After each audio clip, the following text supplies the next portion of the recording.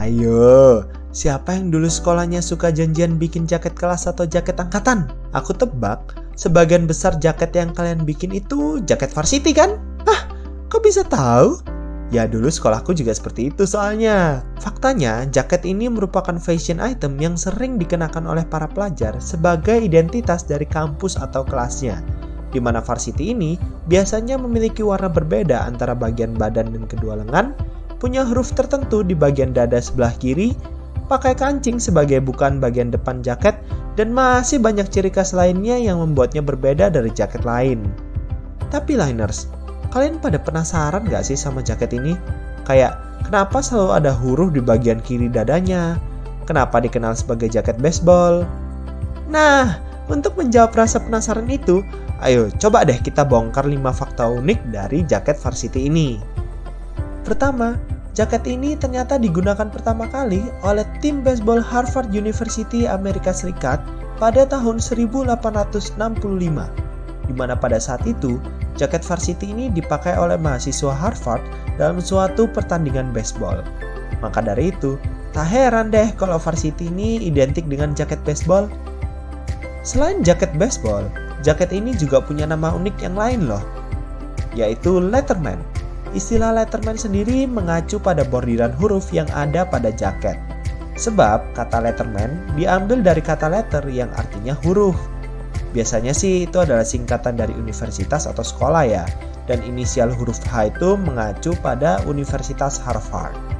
Walau hanya sekedar huruf atau jaket bagi kita, seorang atlet tidak berpikiran seperti itu. Mereka menganggap bahwa jaket yang ukurannya hanya sampai pinggang ini adalah simbol kesuksesan yang telah mereka raih. Buktinya, hanya beberapa orang terpilih yang bisa mendapatkan bordiran huruf H di bagian dada jaket ini. Bahkan, orang yang diizinkan untuk memakai huruf pada baju mereka hanyalah seorang kapten tim. Tapi setelah dikenal, varsity mulai mengalami banyak perkembangan dari waktu ke waktu, terutama di bagian material. Kalau dulu, badan jaket ini dibuat dari bahan wol atau katun dan bagian lengannya dibuat dari kulit sintetis. Namun, dalam perubahannya saat ini, bagian badan dan lengan pada jaket varsity biasa dibuat dengan bahan yang sama, hanya saja warnanya yang berbeda. Adapun beberapa bahan kain yang banyak digunakan pada proses produksi jaket varsity modern. Contohnya seperti kain fleece, kain baby terry, kain taslan, kain Meyer, dan bahan-bahan lain yang sejenis. Bahkan, produk ini juga menambahkan bur sebagai aksesori di bagian pinggang, pergelangan tangan, dan juga leher jaket loh.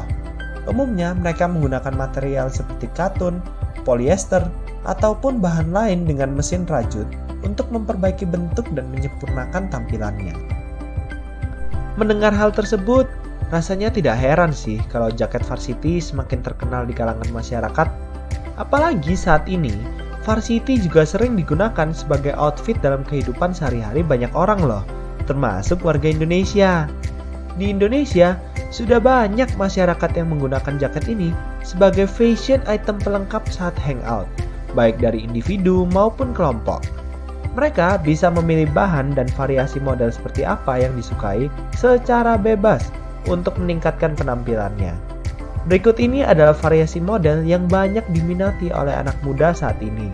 Di antaranya, pertama, jaket varsity original yang punya warna berbeda antara bagian badan dan juga tangannya. Sedangkan bagian ujung tangan, badan bawah, dan juga kerah itu menggunakan bahan bur bergaris. Berikutnya adalah model lengan raglan yang mempunyai jahitan menyambung antara bagian badan dan bagian tangan hingga ke leher. Dan aku ucapkan selamat karena kalian sudah jauh lebih mengerti dan paham tentang fakta-fakta unik yang ada di dalam jaket varsity. Semoga informasi ini bisa kalian gunakan di waktu yang akan datang ya. Pantau terus YouTube fitinline.com untuk mendapatkan fakta-fakta unik dunia fashion lainnya ya.